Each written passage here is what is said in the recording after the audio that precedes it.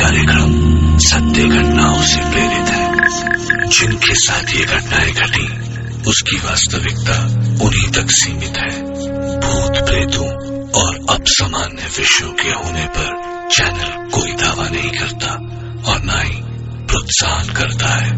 बस एक दावा करता है और वो है डर।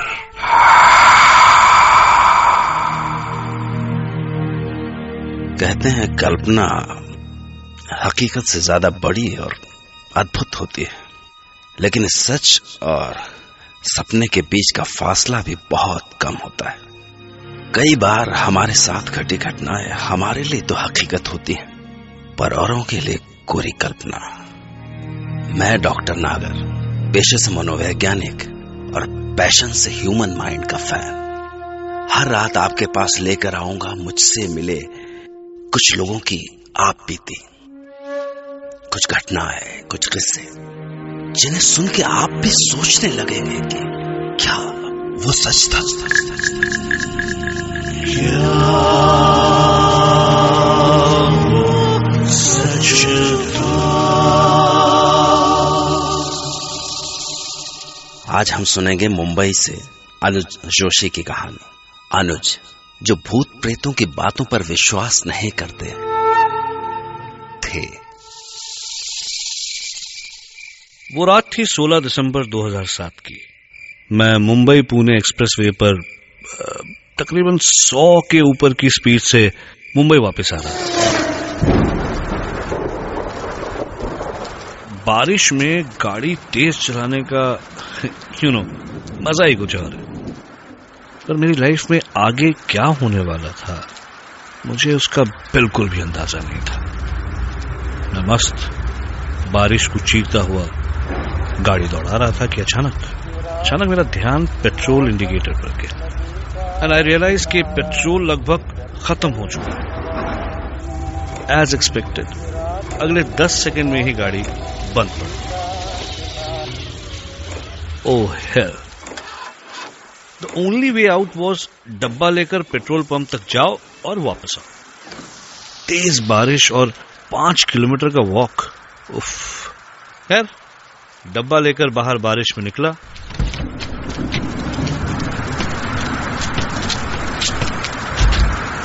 भगवान का नाम लिया और चल। तब लगा जैसे भगवान ने मेरी सुनी, क्योंकि 10 कदम ही चला था कि देखा कि पीछे से एक गाड़ी चली गई। मैंने लिफ्ट मांगी और गाड़ी रुक गई। तो मैंने कांच पर नॉक किया, होपिंग कि मुझे लिफ्ट मिल जाए। लेकिन जब कांच नीचे हुआ तो पता नहीं क्यों एक अजीब सा डर लगा।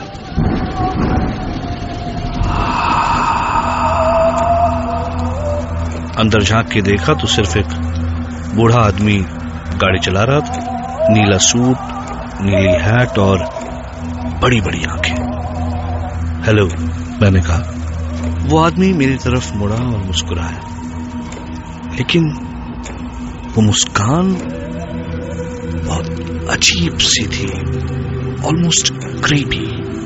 और तब उसने अपना मुंह खोला और उस आदमी की आवाज सुनकर ऐसा लगा मानो किसी ने मेरी पीठ पर बर्फ डाल दिया। उसने कहा, हेलो। सच एक बार मन में आया कि तुरंत यहां से भाग जाऊं, पर मैंने अपने आप को संभाला और कहा, सर लिफ्ट मिलेगी? मुझे आगे 5 किलोमीटर तक जाना है, पेट्रोल पंप तक। उस आदमी ने अपनी उसी ही पतली और अजीब सी आवाज में जवाब दिया, आओ बैठो। Thank you sir.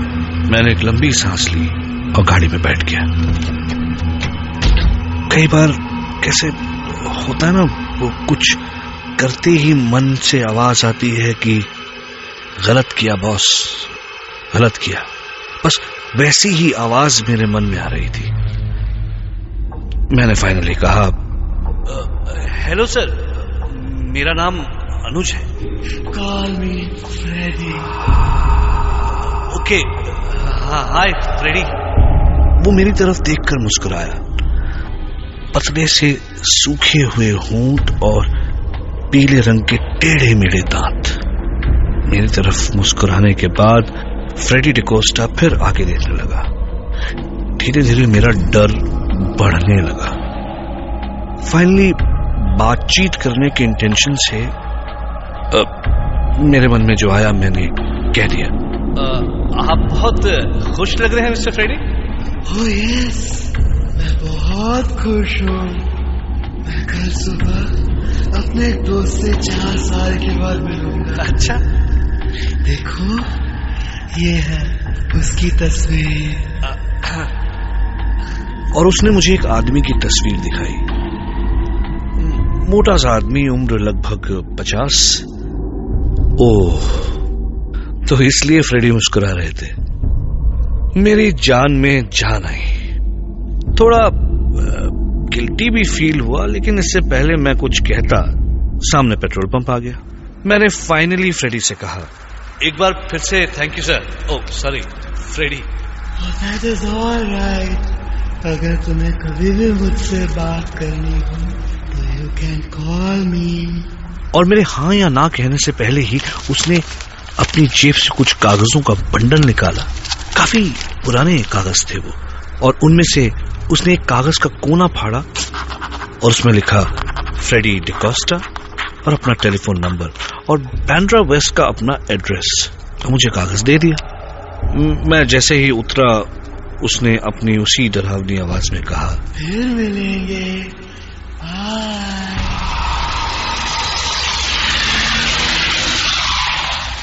और तुरंत कार निकल गई। मैं उसके तुरंत बाद अपने कपड़ों को बचाते हुए पेट्रोल पंप में घुसा। वहां खड़े पेट्रोल अटेंडेंट ने मुझे देखकर पूछा, क्या साहब आपकी गाड़ी बंद पड़ गई है क्या? हाँ यार, तो अच्छा हुआ कि लिफ्ट मिल गई। लिफ्ट? काय का लिफ्ट साहब? आप कितने दूर से चलते आ रहे? सही मायने में मुझे अब डर लग रहा था। भाई मैं पेट्रोल पंप के सामने एक गाड़ी से उतरता हूं और पेट्रोल पंप के अटेंडेंट को दिखाई नहीं देता। ये बात बहुत अजीब थी। मैं जैसे तैसे अपनी गाड़ी तक पहुंचा और गाड़ी चलाते हुए फाइनली घर आ गया। अगले दिन सुबह उठकर ऐसे लगा मानो कि सब कुछ सपना था। लेकिन मॉर्निंग न्यूज में कुछ देखा तो सब कुछ याद आ गया। एक प्लेन क्रैश की न्यूज टीवी पर आ रही थी। मरने वालों की फोटोग्राफ्स दिखाई जा रही थी और उसमें से एक मरने वाली की तस्वीर थी। मैं तुरंत पहचान गया उसे। मुझे बहुत बुरा लगा। अरे ये आदमी तो वही है जिससे फ्रेडी डिकोस्टा 4 साल बाद मिलने वाला था। मैंने तुरंत वो कागज ढूंढा और उस नंबर पर कॉल किया।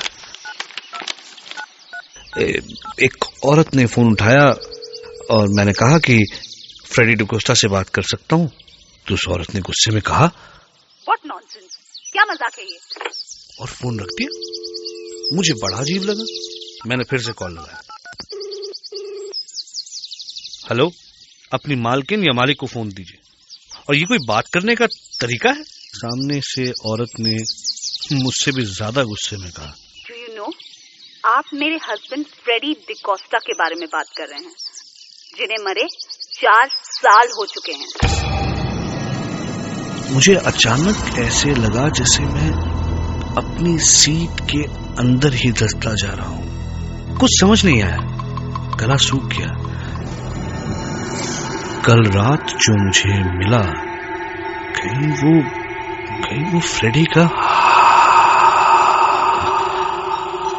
अब सिर्फ एक ही चारा बाकी था कि मैं उसकी बीवी से जाकर मिलूं।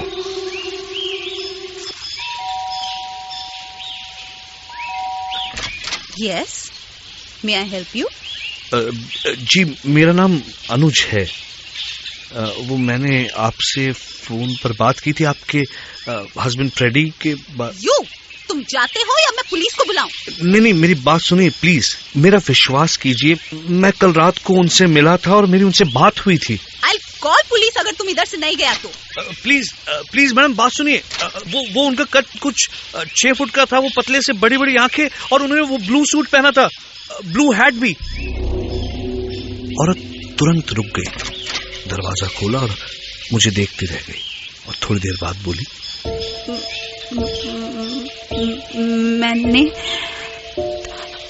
दफनाते हुए यही कपड़े पहनाए थे उन्हें।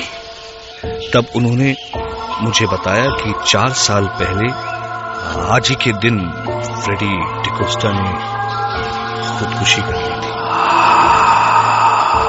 यानी आज उन्हें मरे हुए 4 साल हो चुके थे। पहले रोज सुबह उठकर मेरे को आई लव यू बोला करता था, लेकिन एक दिन सुबह आई लव यू के बदले उनके मरने की खबर मिली। 4 साल से तड़प रही हूँ कि मेरा फ्रेडी फिर मेरे को आई लव यू बोलेगा। I was shocked. ये सब क्या हो रहा है? उनकी वाइफ मुझे उनकी कब्र तक ले गई। मुझे बहुत अजीब और बहुत ज्यादा डर लग रहा था।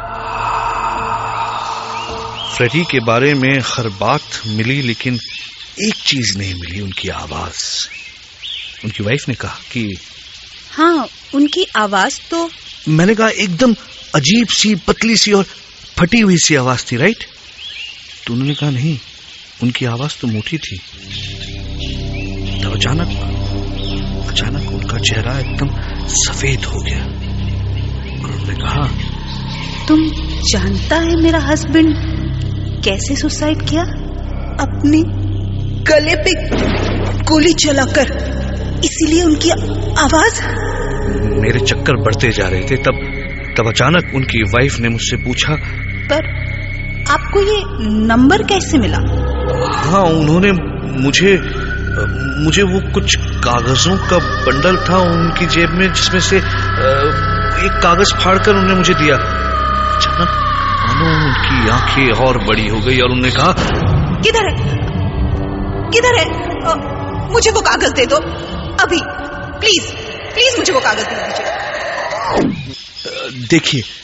देखिए इसमें लिखा है फ्रेडी डिकोस्टा, ये फोन नंबर और ये एड्रेस। उस कागज को उन्होंने कुछ ऐसे छुआ जैसे कोई बहुत कीमती चीज हो, और उन्होंने कहा, फ्रेडी आर्मी में था और मैं उसको हमेशा चिट्ठी लिखता था, और ये कागज तो। उन्होंने कागज को पलटा और पीछे उन्हीं के अक्षरों में लिखा था, आई लव यू, और वो रो पड़ी। मैंने वो कागज हाथ में लिया और ऐसे लगा जैसे उस कागज में इलेक्ट्रिसिटी थी। मैंने कहा, देखिए ना, इट्स एज इफ फ्रेडी 4 साल के बाद आपके पास आए हैं और वो आपसे कह रहे हैं। जब मैंने अपने अगले शब्द कहने के लिए मुंह खोला तो मेरी अपनी आवाज मुझे अलग लग रही थी। मैंने कहा, आपसे वो कह रहे हैं कि I love you।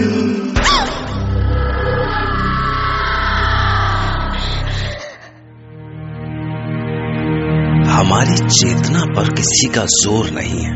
सपनों को तो आप बुलाते नहीं हैं, लेकिन वो फिर भी आते। इसी तरह जिंदगी में कुछ पड़ाव भी बिना बुलाए चले आते हैं। क्या सच में फ्रेडी डिकोस्टा मरने के बाद भी अनुज से मिले? अगर नहीं तो उसके पास वो कागज कहां से आया? क्या सच में मरने के बाद उनकी आवाज बदल गई थी? और क्या सच में उन्होंने अनुज के जरिए अपने प्यार का इजहार किया? कुछ बातें हमें खुली आंखों से नहीं, खुले मन से दिखती हैं। ऐसे में दिमाग तो सन्न रह जाता है और मन में सिर्फ एक सवाल दे जाता है,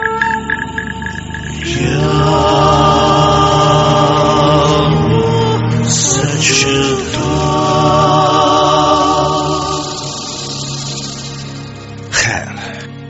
डॉक्टर नागर। कल रात आपसे फिर मिलूंगा एक नई सच्ची घटना के साथ। फिर मिलेंगे। बाय।